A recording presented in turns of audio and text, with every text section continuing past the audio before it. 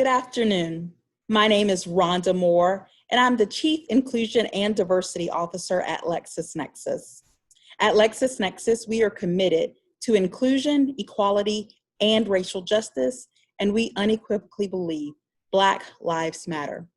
To that end, LexisNexis has committed to the following: ensuring a culture and practice of inclusion and diversity for all of our employees around the world, eliminating systemic racism in our legal systems in partnership with our LexisNexis Rule of Law Foundation and other organizations, and being an advocate for Black lives by publicly supporting calls for racial equality and justice. I am proud to help lead our efforts to fight systemic racism. We believe we can make a lasting and positive change while strengthening the rule of law. You are now going to hear from Jared Adams on courageous conversations in racial justice. This powerful session will inspire us all to be the voice that's needed in the fight for real racial justice and equality. Thank you. Welcome to the joint keynote session, Courageous Conversations in Racial Justice with Jared Adams. And this is a joint program with the National Conference of Bar Presidents and the National Association of Bar Executives. And Jared, before we go into our Q&A and our questions about your life story, let me ask you this. What do you like to do when you're not a lawyer, when you're not practicing law for fun? I mean, I like to eat. I really do. So this quarantine hasn't been the best for me because it's given me the opportunity to do nothing but come up with recipes and eat. So I need to get on a treadmill and start burning some calories right now. Well, you look fit to me, so you must not be eating enough. Thank you. Anyway, thank you so much, Jared, for being our keynote speaker. Let me ask you the first question in this one. You have an incredible story, very impressive story. Mm-hmm. Tell us about your background, your childhood, and your wrongful conviction as you went through the process. Yes. Well, look, let me thank you for having me. I really appreciate the opportunity to have a platform to be able to share my story in the work that I'm doing.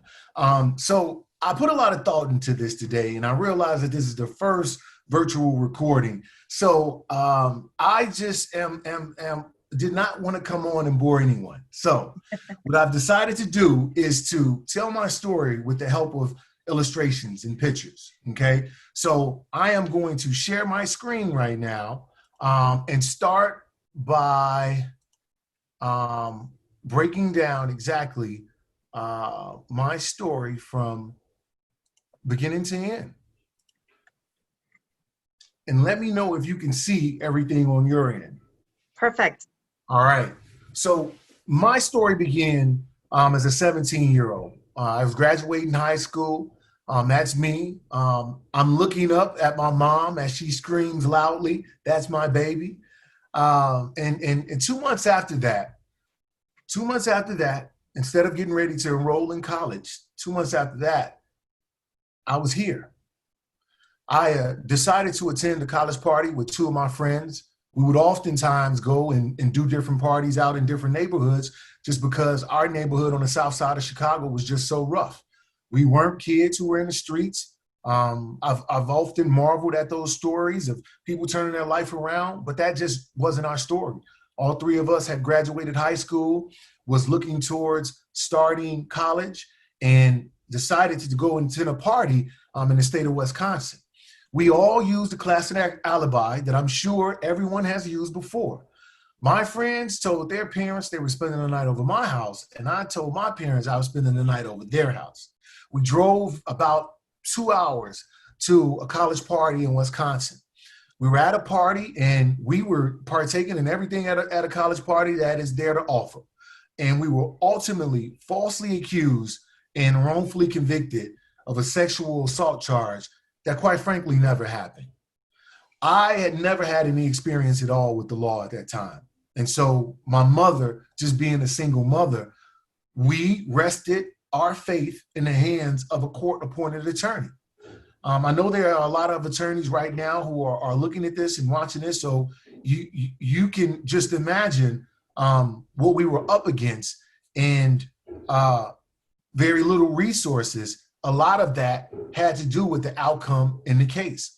I ended up being found guilty and sentenced to serve 28 years in prison with, again, a case that only introduced by way of evidence an accusation against myself and my two co-defendants. I ended up going to prison 17, turning 18, and I was 19 years old when I made my way inside of a maximum security prison. This picture, and the reason why I'm using this picture is because it's one thing for me to tell you, hey, I was a kid. But when you actually can see it, you'll get the opportunity to see just how young I was and the growth at the end of my journey, as I explained going forward, where I ultimately ended up, which is here before you guys and doing this presentation. I was in prison, and quite frankly, I didn't have the will or the knowledge to fight anymore while being inside of there. It was a violent incident that took place inside of the prison one day where someone was attacked, and it forced me and my cellmate to get to know each other. And it was the beginning of what I would call my legal career. While on lockdown inside of a maximum security prison, my cellmate was an older white gentleman who did a lot of studying of the law to pass his time.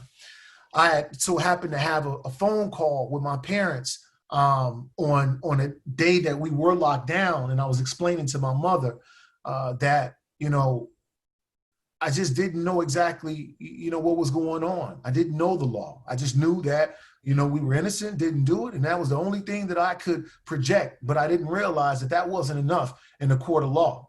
So as I proceeded to get off of the phone call, my cellmate said, "Listen, let me talk to you if you don't mind." And I said, "Okay, what's going on?" He says, "Listen, I overheard your phone conversation, but I'm a bit confused because,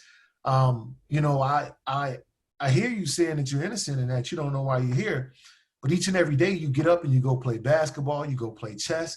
You don't act like you're innocent."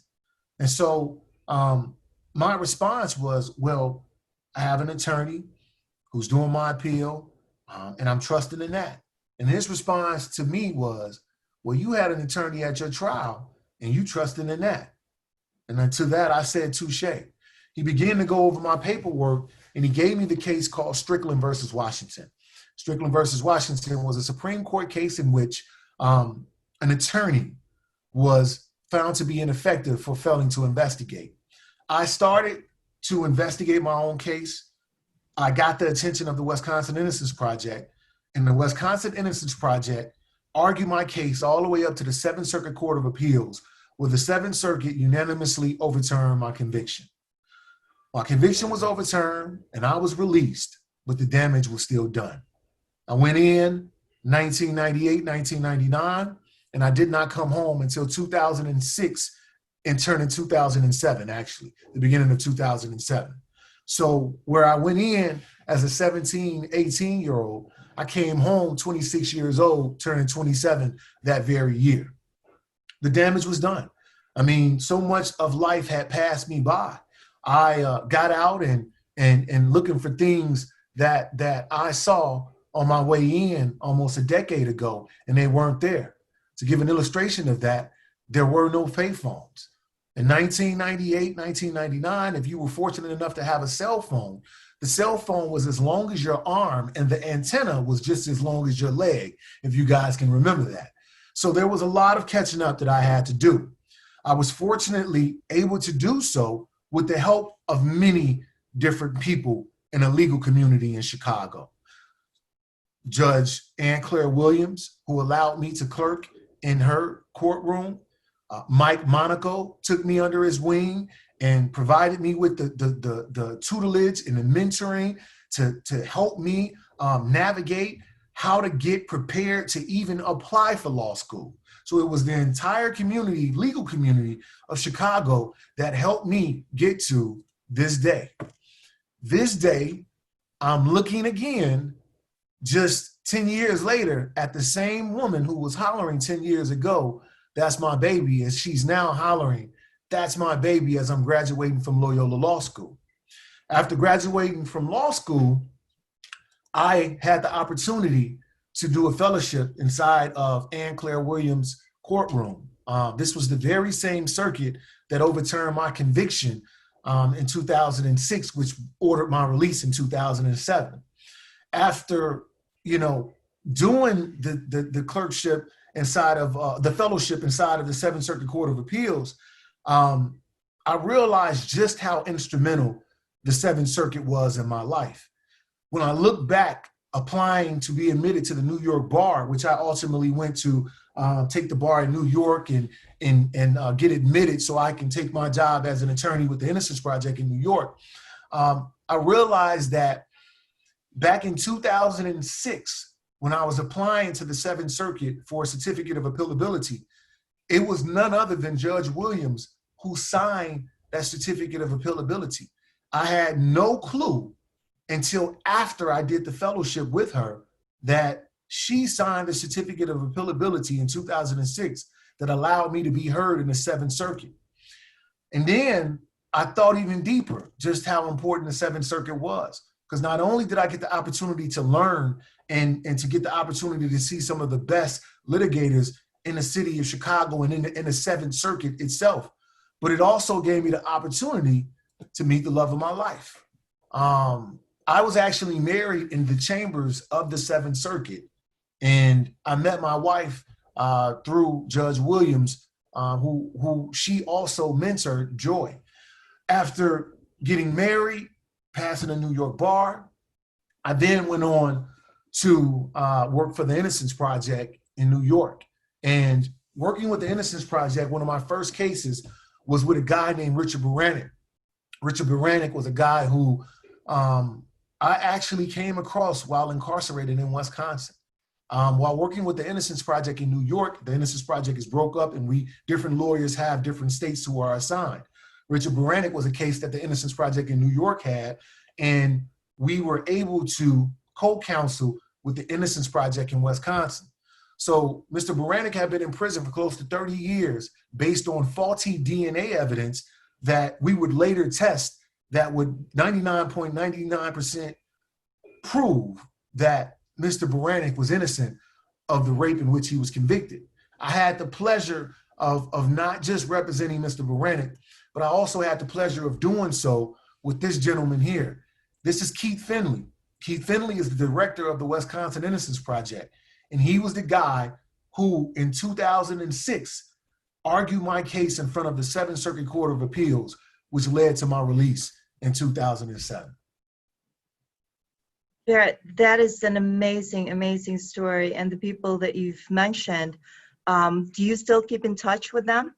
Absolutely. I wouldn't be surprised if Mike Monaco was in on this today watching or something, right? But absolutely, I keep in touch with Mike Monaco. There are a lot of people who will be on here who know me, because my opportunity to get to know Mike Monaco and to learn the value of networking, I ran across a lot of people. A lot of people gave me cards, and I made it a point to not just take cards, but to make contacts. And I sent emails to folks, and all the way working my way from undergrad to graduating from Loyola Law School, I continue to reach out to folks to get the support of folks, which is why I can tell you right now today that I'm not here because of luck.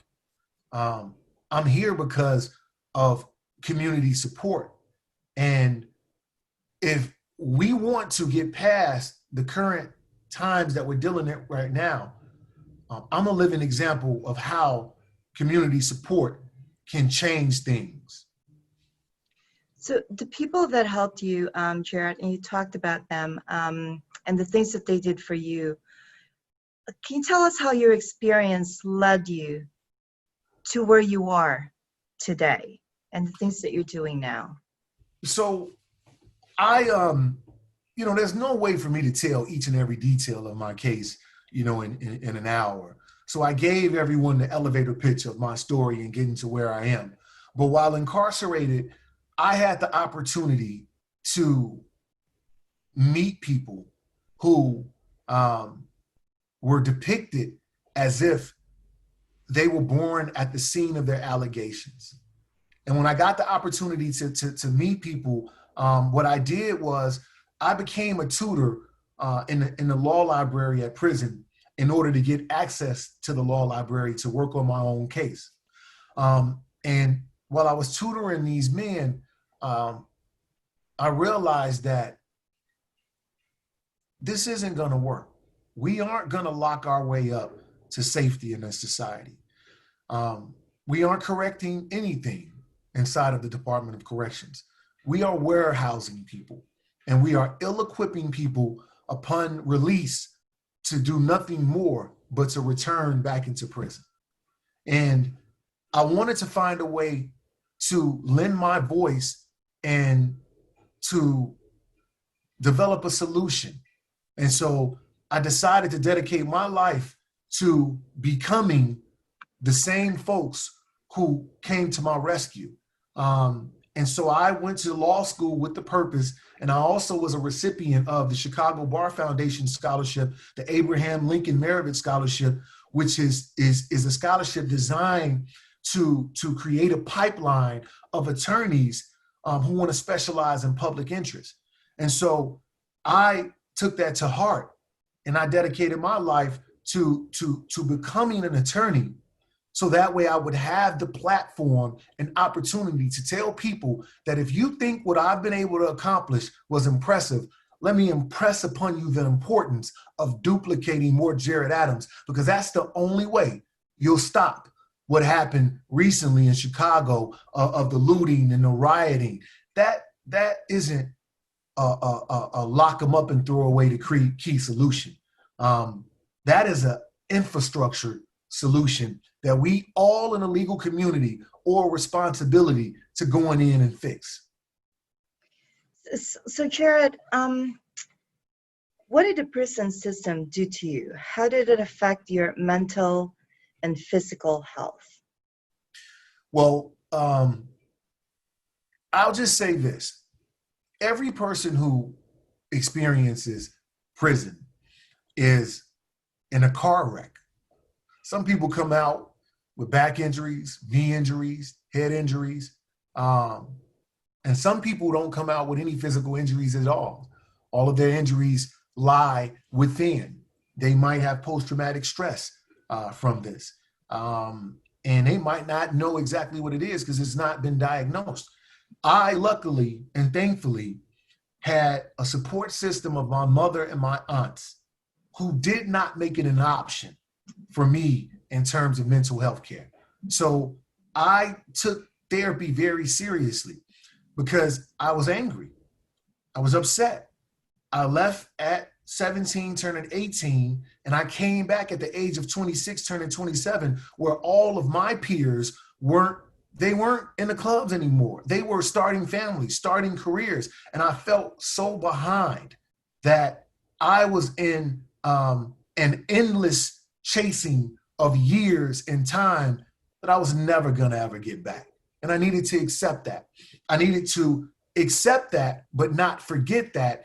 And that is exactly what I did and was able to do with the help of therapy, to be able to compartmentalize my anger and channel it into the fuel that has driven me to where I am today.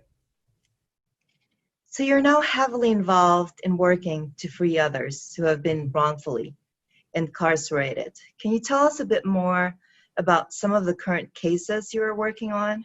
Yes. So I am working on, so what I'm doing right now is this. I specialize and I practice, in my area of focus is on actual claims of innocence. And what I am attempting to do with these cases is this.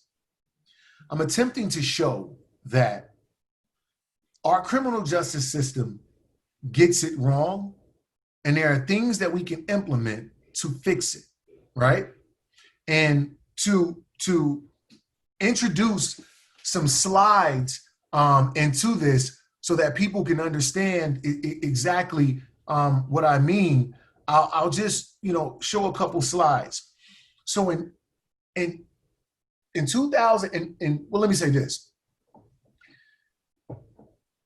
in the 1990s, we had drug laws come into effect that directly,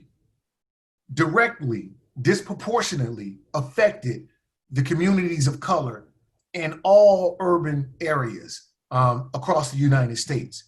What it did was create this prison boom. And when you have a prison boom like this, that now has, 100,000 or a million folks go up to 2.3 million folks, you are creating a system that can't have checks and balances because it's so many people that are going through at one time.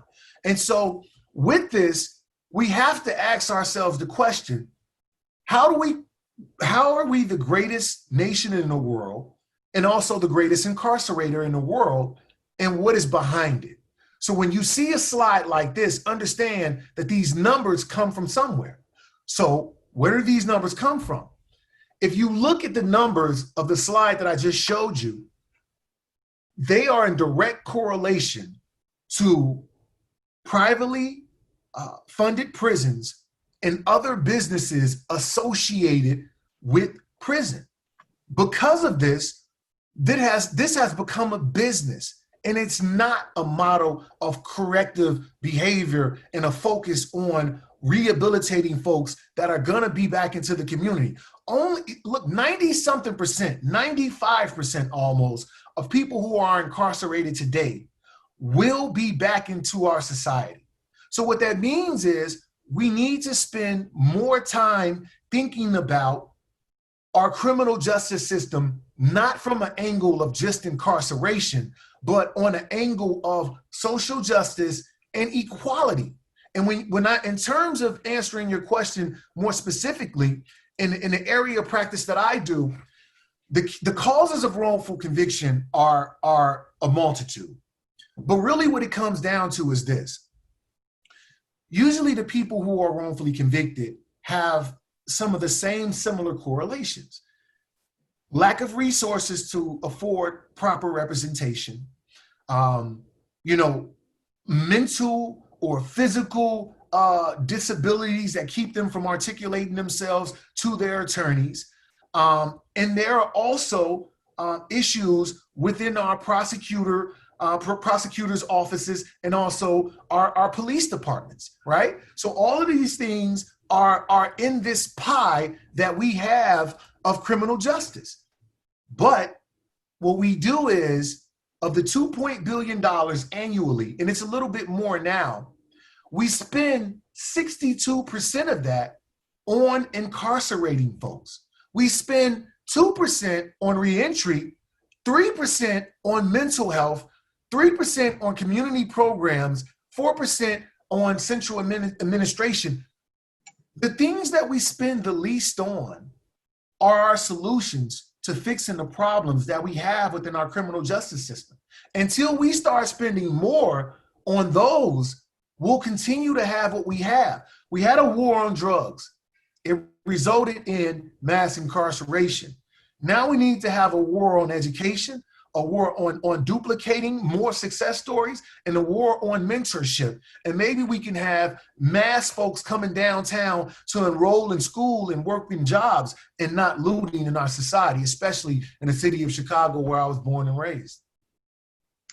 What can bars and bar leaders do to make an impact in social justice, Jared? I believe that this country was founded on litigation. I don't believe it, I know it to be true. And in our society, it is unfortunately set up that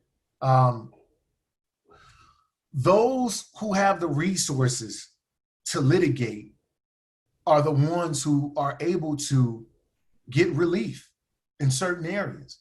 And so African Americans, minorities of color, you rarely, if ever, see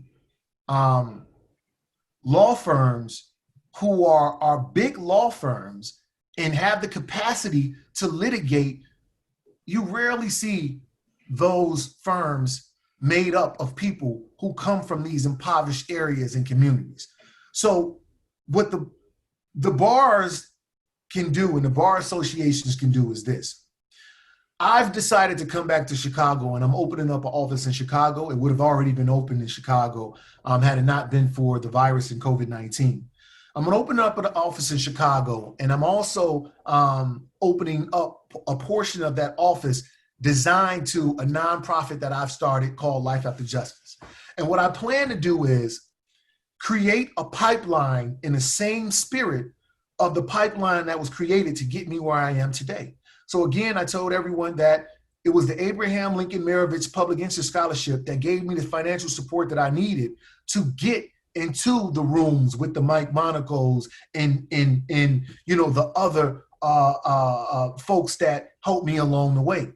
So I believe that across the nation, not just in the city of Chicago, bar associations should make it their business to identify and find law students to get them not only through law school, but have a place for them to work with a fellowship with an emphasis on social justice.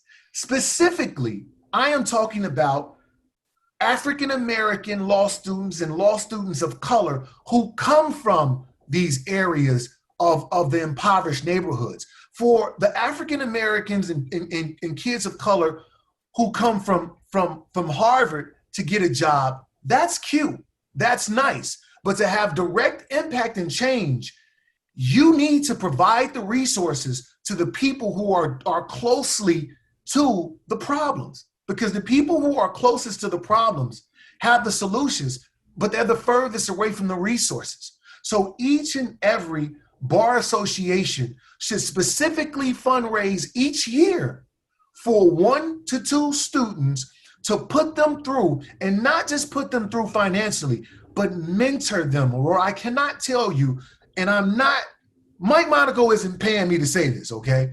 But I can't tell you how important it was to have someone I could text and call, and not only just him, but he introduced me to his entire family. Both of his sons are attorney, and they too, Brian and Dan, would also help and mentor me along the way. I look, right now, the role models for our kids in these areas that are struggling the most are entertainers, whether it be rappers or whether it be professional ball players. And you know why?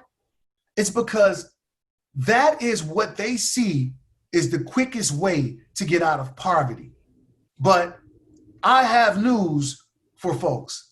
It is easier to go through what I went through and become what I've become than it is to be the #1 pick in a draft of any kind. It is easier to go through what I've went through to become a #1 selling rap artist. But if we don't give our kids the opportunities in these areas, the opportunities to grow and survive and thrive, we are setting ourselves up for the boil up that we are seeing right now across the country. I couldn't agree with you more, Jared, with regards to mentoring and really spending time with, the Black community and the minority communities. I also want to let you know, I know Mike Monaco really well, so he's going to have to take us up both to dinner for the plug on that one. And welcome to Chicago. Proud that you're here in Chicago with us. So my next question to you, Jared, is how is today's current environment impacting your work? So it's making me focus even more now on getting myself, my story, which I call my testimony, out, because what I see right now is just really a blanket of hopelessness that are seem to thrive in these communities. Hopelessness gives birth to hopeless acts. I think that for the longest time, we've tried to gloss over our country's history of inequality. And right now it's bubbling up. And, I understand this. I understand that for some people, it's hard to understand really the systematic injustice and inequality that we have. So I want to take this opportunity to use an analogy to help folks understand where we are right now. Imagine there being an Easter egg hunt and a certain group is forbidden to participate in this Easter egg hunt simply because of who they are and how they look. For the entire time of this Easter egg hunt, the one group that is allowed to participate in this hunt, they're getting eggs, they're keeping eggs, they're passing eggs down in their families. So that way their families have these eggs, have this structure. And then finally, people realize that forbidding another group from participating in this egg hunt is just morally wrong. So they say, you know what? You're allowed to now participate in this egg hunt. So now that this group is allowed decades, centuries later to participate in this egg hunt, we should reasonably understand why it's so difficult for them to obtain eggs. Because we've had a head start for so many years and we've passed it down. Some people can't acknowledge the history. They can only look at the present and say, well, what's the big deal? Well, why are you doing this? You can grab eggs just like we can. But that's not the damage. The damage was done back decades ago. And so we owe it to this society not to ignore what's going on and what happened in our society years ago. We owe it to our forefathers not to ignore it. We owe it to fix it. And the only way you fix it is with true equality. So if you are a partner of a firm and you cut off of this presentation and you go back and you go look at your roster and there is not a person of color from one of these impoverished communities sharing a partnership, there's something wrong with that. There's something wrong with that. And if you have a problem finding a qualified candidate, then you need to groom a qualified candidate if you really care. If it's not your desire to care, then most certainly don't speak up about what's happening that boils over inside the communities and rioting and stuff like that. I know that this presentation is being seen by people who care. So I am asking all to explore different ideas and opportunities. If it's too difficult, too much time, I am going to show a link today to my nonprofit. You can find a fellow. I can find you a fellow, and we can make it work. We can make sure that we groom and start putting in the pipeline people who aren't going to simply come from impoverished areas, go to school downtown and go live on the north side, but they'll come from these impoverished areas, go to school down south and go back to repair their impoverished areas. Thanks for pointing that out, Jared, because yes, our viewers are the bar leaders and the bar executives who could really affect that, that change. In light of what we're going through right now with the pandemic, and Jared, we're not just going through one pandemic. We're going through the health pandemic, the social injustice pandemic, economic pandemic. I feel like people turn to lawyers as pillars of the community. In other words, lawyers have become more essential in the community. Do you think that's true? And if so, why? It is true. I mean, you know, look, what's the saying goes? A person who represents themselves has a fool for a client. There's a meaning behind that more than just a laugh. And what that means is usually people who are directly affected by inequality and injustice, it's too emotional for them to represent themselves. There are stories, there are cases of the few, but we need the legal community to step up and to continue to be litigious. We can't ask anymore for equality. We must demand it and litigate it and see it all the way through. There are certain things right now, specifically inside of these areas, that quite frankly, if they were in other areas, they would be litigated to extinction. I'll give you one. In the city of Chicago specifically, the lines of support for schools are drawn by the neighborhood that they're in. So it's very easy to see how a school in Inglewood would lack the resources to produce thought leaders and changers and people who could go and repair and revitalize those communities. So if you take that same issue and you place it in Winnetka, and let's say that the school district in Winnetka, for some reason, was designed to get support based off of something that we knew would end up with them with lack of support, there would be lawyers litigating that all the way to the highest court that they had to go to fix that. So you look at these communities inside of these impoverished areas, there's no resources for people to litigate that. There are no partners, no chairs of law firms to make that their mission, because it doesn't mean that they're necessarily prejudiced or racist. What it means is this: they've never, ever walked in those shoes. So it's hard to expect someone to have as much sympathy and empathy as those who deal with ducking bullets on the way to school in Inglewood and on the West Side. So we have to not shy away from our responsibilities as litigators, as truth seekers. And we have to start to put the pieces back together in our societies. And if you think about any movements that have happened in our society, it wasn't just the people who was affected by it. It was those who were tired of watching the people suffer who was affected by it that got the true change in our society.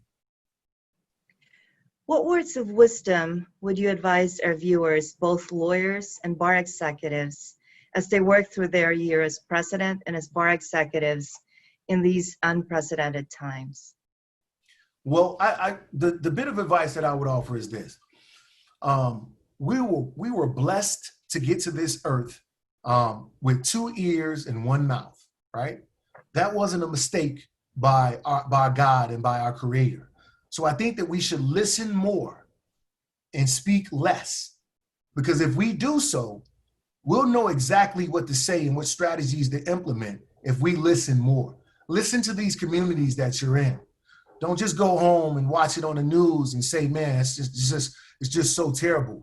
Actively get involved. Challenge the people who are around you to actively participate and get involved. If you are a bar president or executive watching right now, I want you to start this mentoring fellowship to get someone through, but I want you to go challenge someone else that you know will spend the amount it'll take to start a fellowship on a golf outing, and tell them to match what you're doing.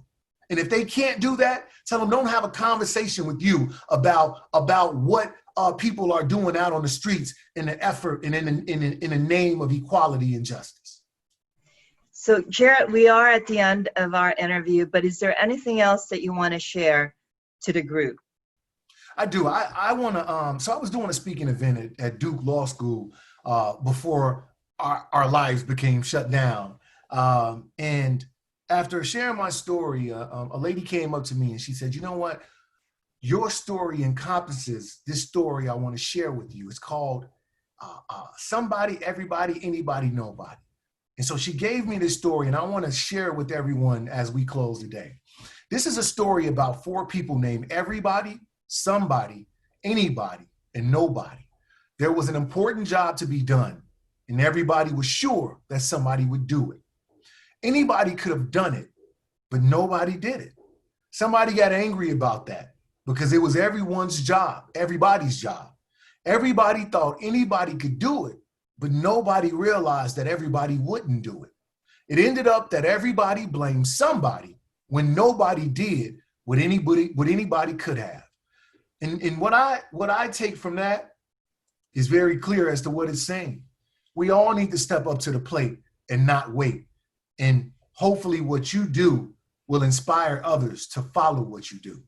Thank you all again for this opportunity. Thank you, Jarrett, for sharing your personal story and thoughts on how we can have those courageous conversations all our bar associations need to have.